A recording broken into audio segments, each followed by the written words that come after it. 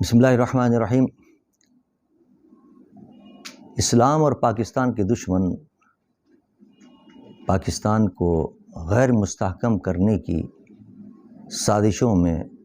مصروف عمل رہتے ہیں اور ان کے ایجنٹ پاکستان کے اندر اس قسم کی حرکتیں کرتے رہتے ہیں کہ جس سے پاکستان کے اندر خلفشار اور انتشار پیدا ہو، اور وہ بھی ایسے وقت کے اندر کہ جب کہ افغانستان کی صورتحال بدل رہی ہے اور ہمارے سرحدوں پر صورتحال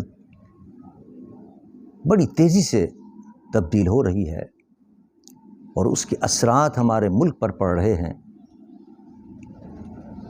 ایسے حالات میں دشمنوں کی سازش ہے کہ پاکستان کو غیر مستحکم کیا جائے، اور ان کے پاس اس کا واحد طریقہ فرقہ واریت کی آگ بھڑکانا ہے کہ پاکستان میں فرقہ واریت کی آگ بھڑکائی جائے۔ چنانچہ وہ اپنے ایجنٹوں کے ذریعے اس قسم کی اشتعال انگیز باتیں پھیلاتے ہیں اور کرتے ہیں کہ جس سے مسلمان آپس کے اندر دست بگریماں ہو جائیں۔ حال ہی کے اندر حضرت امام موسیٰ کاظم رضا رضی اللہ تعالی عنہ، جو عظیم اہل بیت اطہار میں سے ہیں، ان کی شان کے اندر ایسے الفاظ استعمال کیے گئے، ایسی گستاخیاں کی گئیں کہ جس کو سن کر بھی رونگٹے کھڑے ہو جاتے ہیں اور دل کانپ جاتا ہے، اور ایک مسلمان ان الفاظ کو سننا بھی گوارا نہیں کرتا۔ اور دیگر اہل بیت اطہار کی شان میں بھی گستاخیاں کی گئیں۔ پورے ملک کے اندر ایک انتشار کی کیفیت مبتلا ہو گئی۔ ہونا تو یہ چاہیے تھا کہ قبل اس کے کہ پوری قوم کھڑی ہوتی اور اپنے جذبات کا اظہار کرتی، حکومت فوراً ایسے شخص کو جو اسلام کا بھی دشمن ہے، پاکستان کا بھی دشمن ہے، اس کو فوری گرفتار کر کے سزا دیتی، لیکن حکومت خاموش تماشائی بنی رہی۔ جب عوام کا احتجاج ہوا اور جب لوگوں نے اپنے جذبات کا اظہار کیا تو پھر ان کے کان پر جوں رینگی اور ان کو گرفتار کیا۔ لیکن کیا خارجی گرفتاری کافی ہے؟ کیا اتنے بڑے مجرم کو کیا صرف گرفتار کر کے اور عوام کو خاموش کر دینا،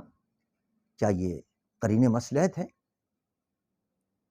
کیا یہ قرین انصاف ہے؟ یہ اس سے پہلے بھی صحابہ کرام کی شان میں گستاخیاں ہوئیں، اور جب عوام کھڑے ہوئے تو ان کو خاموش کرنے کے لیے اس کے خلاف FIR درج کر دی گئی، لیکن کیا ایسے لوگوں کو کوئی سزا دی گئی؟ نتیجہ کیا نکلتا ہے کہ پھر لوگوں کی ہمتیں بڑھ جاتی ہیں۔ آج اس شخص نے جو حضرت امام موسیٰ کاظم رضی اللہ تعالیٰ عنہ کی شان میں گستاخی کی ہے، یہ رد عمل ہے اس چیز کا کہ آپ نے ان لوگوں کو نہیں روکا تھا کہ جن لوگوں نے اس سے پہلے حضرت صدیق رضی اللہ تعالیٰ عنہ کی شان میں گستاخیاں کی تھیں، حضرت امیر معاویہ رضی اللہ تعالیٰ عنہ کی شان میں گستاخی کی تھی، اور آپ نے کوئی اس پر ریئیکشن نہیں ہوا، حکومت کی طرف سے کوئی اقدام نہیں ہوا، حکومت کی طرف سے کوئی سزا نہیں دی گئی۔ آج بھی میں حکومت سے کہتا ہوں کہ خدا را ایسے لوگوں کو لگام دیں، ایسے لوگوں کو قرار واقعی سزا دیں۔ جب تک آپ ان کو کیفر کردار تک نہیں پہنچائیں گے، پاکستان میں یہ سلسلہ چلتا رہے گا اور اسلام اور پاکستان کے دشمن یہ سازشیں کرتے رہیں گے۔ اگر آپ پاکستان سے محبت رکھتے ہیں اور آپ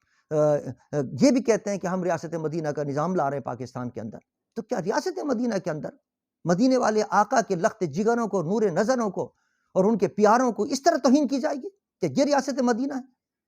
جن کے لیے حضور نے فرمایا کہ ان کی محبت تو میری محبت ہے، ان سے عداوت رکھنا مجھ سے عداوت رکھنا، ان کو تکلیف پہنچاؤ گے مجھے تکلیف پہنچا رہے ہو۔ یہ کیسا ریاست مدینہ جس کے اندر ہم حضور کے لاڈلے اور پیارے اور چہیتوں کو گستاخیاں کر کے اور بے دمیاں کر کے حضور کو ایذا پہنچا رہے ہیں، حضور کو تکلیف پہنچا رہے ہیں۔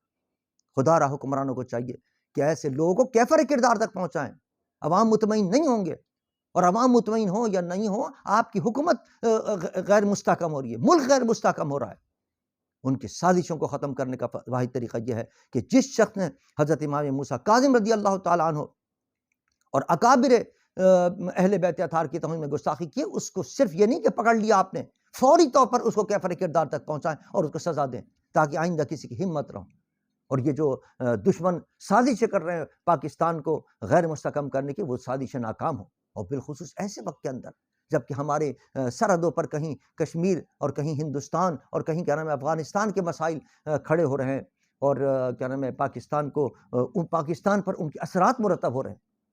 ایسی صورتحال کے اندر حکومت کو ہوش کے ناخن لینا چاہیے اور فوری طور پر اس شخص کے خلاف کارروائی کرنی چاہیے کہ جس نے اس قسم کی حرکت کر کے مسلمانوں کے اندر انتشار اور اختلاف پیدا کرنے کی کوشش کی ہے۔ اور پھر دیکھیے یہ بھی سازش کا ایک حصہ ہے کہ اگر وہ کسی ایک مسلک سے تعلق رکھتا ہے جس نے یہ حرکت کی ہے، تو اس پورے مسلک کو مورد الزام ٹھہرانا شروع کر دیں،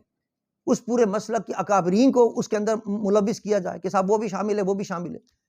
جبکہ وہ اکابرین کہہ رہے ہیں، وہ قائدین کہہ رہے ہیں ہمارے اس سے کوئی تعلق نہیں ہے۔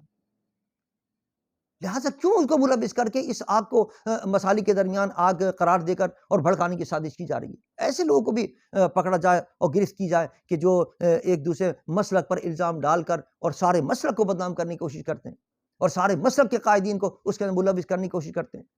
یہی پہلے بھی ہوا تھا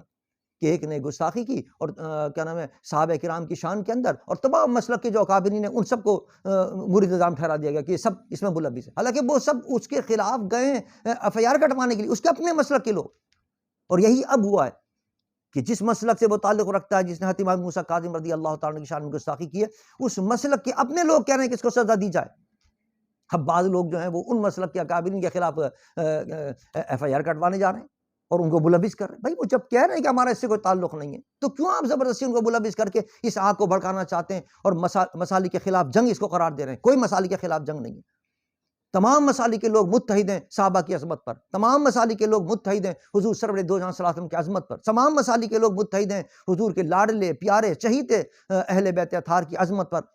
اور سب کا اتفاق ہے کہ ان کے ادنیٰ سی توہین بھی اور گستاخی جو ہے وہ ایمان کو خراب کر دیتی ہے۔ لہٰذا اس صورتحال کے اندر حکومت کو فوری طور پر ایکشن لینا چاہیے اور اس کو فوری طور پر کیا نام ہے قرار باقی سزا دی جائے، تاکہ آئندہ کسی کو اس قسم کی جرت نہ ہو اور پاکستان کو غیر مستحکم کرنے کا کوئی سازش کامیاب نہ ہو سکے۔ وما علینا الا البلاغ المبین۔